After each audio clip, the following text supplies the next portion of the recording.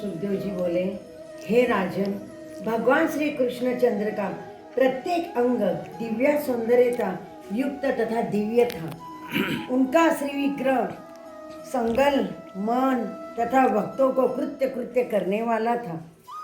उनको किसी भी वस्तु का अभाव आकांक्षा नहीं थी। पूर्ण काम तथा सब भांति संपूर्ण थे। परंतु फिर भी जीवों का कल्याण हेतु उन्होंने अपना नित्य धाम गोकुल वृंदावन द्वारिका में सुंदर सुंदर तथा दिव्य लीलाओं में की। अपने स्वधाम गमन के समय सबको समेट लिया। उनके पुण्य कर्मों के गायन सारे संसार के कलिमल भूल जाते हैं।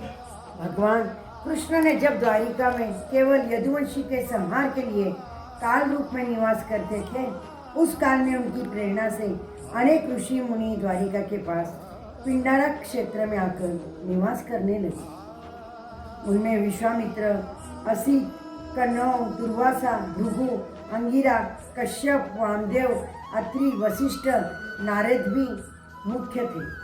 उनकी ही प्रेरणा से वे सब ऋषि शाप के रूप में निवास करते हैं। हे यदुवंशियों के संहार का समय देख रहे हैं। एक समय यदुवंशियों से कुछ नटखट बालक खेलते हुए ऋषि के पास जामवती के नंदन शाम को स्त्री को वेश में सजाकर लोग ले गए और उन ऋषियों के चरणों में प्रणाम करके बोले, ब्राह्मणों, इस सुंदरी के पेट में गर्भ है।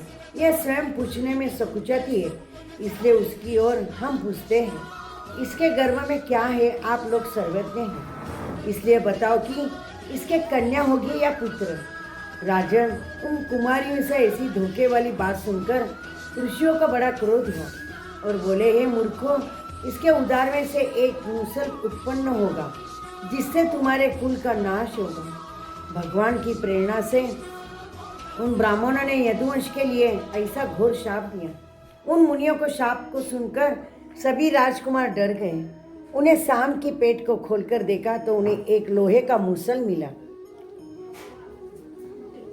तब वे शोर और भी घबराए गए और अपने को बुरा भला कहते हुए मूसल को लेकर द्वारिका में आए। उनका मुंह फीका पड़ गया, भय से शरीर कांप रहा था। उन्होंने उस मूसल को यादव की भरी सभा में लाकर राजा उग्रसेन के सम्मुख रखा और ब्राह्मणों को भी शाप की घटना प्राप्त कह सुनी। ब्राह्मणों के उस घोर शाप सुनकर सभी यादव अति भयभीत हुए। तब राजा उग्रसेन ने उस मूसल को चूर चूर करवा डाला और चूरे चूरे हुए लोहे के बचे हुए सभी टुकड़े को समुद्र में फेंकवा दिया। इस विषय में भगवान कृष्ण ने कोई की परामर्श नहीं किया, क्योंकि भगवान की ऐसी ही प्रेरणा थी।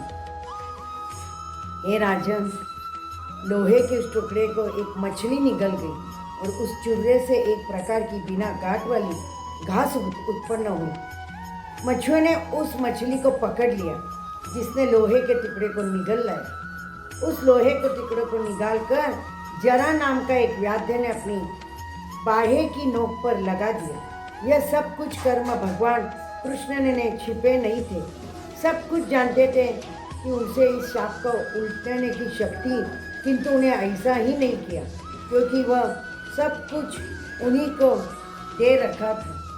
वहाँ पर काल रूप से निवास करते थे, इसलिए उन्होंने ब्राह्मणों को शाप को स्वीकार किया। नारद जी को वसुदेव जी के निकट आना तथा उन्हें राजा जनक को योगियों का संवाद सुनाना। वासुदेव राजा निकट आए और नारद राय 9 योगियों की कथा कही, मुनि समझ आए। सुखदेव जी बोले, राजा परीक्षित, भगवान कृष्णचंद्र की द्वारिका में निवास करने के कारण अपनी स्वामी के निकट ही नारद जी रहते हैं। उन्हें द्वारिकापुरी वैकुंठ धाम को समान ही थी।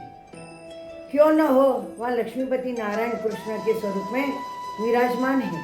प्रेमी भक्तजन भी वही उनकी सन्निधि प्राप्ति के हेतु उनके पास विराजते थे। ऐसा कौन अभागा होगा कि भगवान कृष्ण के चरण कमल में मकरंद रस का पान करना चाहे। उनके चरणों की आराधना तो ब्रह्मा, शिव, देवता निरंतर करते रहते। देवर्षि नारद जी भगवान ने नित्य धाम के दर्शनार्थ उनके मनोहर भावना में हो गए।